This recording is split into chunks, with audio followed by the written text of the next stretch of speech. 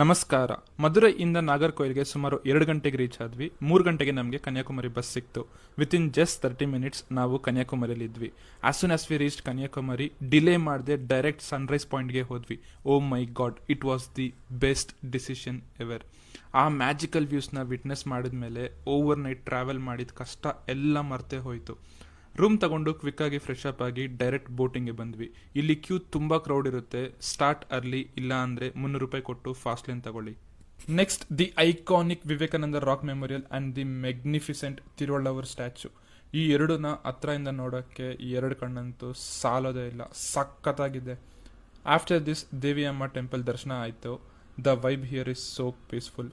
6 ಗಂಟೆಗೆ ಬೆಂಗಳೂರಿಗೆ return journey start ಆಯಿತು. ನಾವು ಈ ಟೋಟಲ್ ಟ್ರಿಪ್ಗೆ ಸ್ಪೆಂಡ್ ಆಗಿದ್ದು ಎಷ್ಟು ಅಂತ ಗೊತ್ತಾ ನಿಮಗೆ? ಇವತ್ತಿನ ಖರ್ಚು: bus to Kanyakumari 20 rupees, room expenses 350 per person, boating for statue 100 rupees, Vivekananda memorial 30 rupees, ಊಟ 400, return bus to Bengaluru 900 rupees. ಇವತ್ತಿನ ಖರ್ಚು 1800 ರೂಪೀಸ್. ಟೋಟಲ್ ಟ್ರಿಪ್ಗೆ ಆಗಿದ್ದು ಬರೀ 4616 ರೂಪಾಯಿ ಮಾತ್ರ. One of the best budget trip ever. ದಯವಿಟ್ಟು ಹೋಗಿರೋ ಜಾಗ ಕಡೆ ಗಲೀಜ್ ಮಾತ್ರ ಮಾಡಕ್ಕೆ ಹೋಗಬೇಡಿ. ಸ್ಟೇ ಸೇಫ್ ಆ್ಯಂಡ್ ಸಿಗೋಣ in another new place. Thank you guys.